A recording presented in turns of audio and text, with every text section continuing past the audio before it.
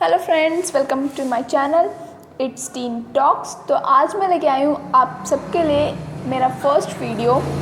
तो इससे पहले कि हम वीडियो स्टार्ट करें, मैं चाहती हूँ आप मेरे चैनल को लाइक करें, सब्सक्राइब करें और सब्सक्राइब करने के साथ एक बेल आइकन आएगा, उसको ज़रूर प्रेस करें।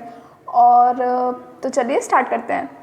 Actually I want to ask from you that what you think that exams will जज you that how good or bad you are mentally. एक बार मोदी जी ने अपनी स्पीच में कहा था कि कुछ खिलौनों के टूटने से बचपन नहीं मरता। इसका मतलब ये है कि अगर खिलौने टूट जाएं तो उससे ज़िंदगी ख़त्म नहीं हो जाएगी, बल्कि वो तो तब शुरू होएगी जब आपको कुछ पाने की ज़िद और भी बढ़ जाएगी। चलो एक एग्ज़ाम्पल लेते हैं और उससे इसे अच्छी तरह से समझते हैं। एक बच्चा था जिसका नाम था अमन, जो पढ़ाई में बहुत बुरा था।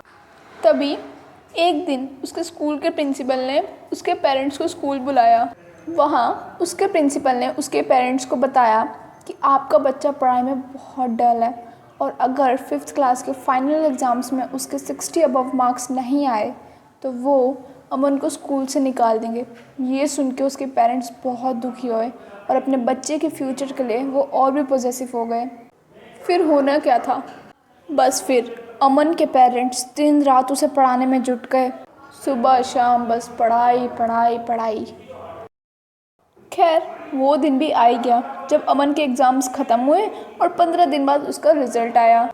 पेरेंट्स इतने डरे हुए थे कि जब वो स्कूल पहुँचे तो टीचर ने भी उनसे पूछा कि आप लोग 10-15 दिनों से सोए नहीं। अब टाइम ही ऐसा था कि नींद किसे आनी थी सिवाय अमन के। फिर टीचर ने अमन के पेरेंट्स को रिपोर्ट कार्ड दिया और अमन के सिर्फ 62%। उसके पेरेंट्स बेचारे इतने में ही खुश हो गए।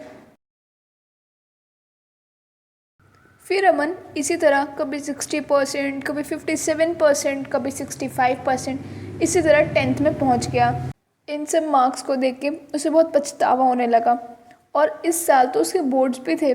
फिर अमन ने स्टार्टिंग से ही बहुत मेहनत करी, 15-18 घंटे बस पढ़ाई पढ़ाई पढ़ाई। अभी बार तो उसके मम्मी पापा और भी बुरी तरह डरे हुए थे।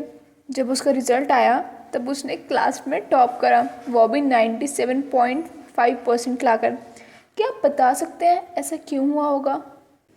तो चलिए अभी सिचुएशन से बाहर आते हैं। ये सब इसलिए हुआ क्योंकि जब वो 5th स्टैंडर्ड में था तब उसमें पढ़ाई के लिए इतनी वैल्यू नहीं थी, पर अब है। अब उसे लगने लगा था कि अगर अब उसने थोड़ा सा स्ट्रगल नहीं किया ना तो वो कल एक सक्सेसफुल इंसान नहीं बन पाएगा। शायद इससे हमें ये पता चलता है कि इंसान ज़ोर ज़बरदस्ती से कोई भी काम खुश होकर नहीं कर सकता, बल्कि अपनी खुद की इच्छा से वो सब कर सकता है। Forcing someone will not make you happy, but believing in someone truly will definitely make you proud someday.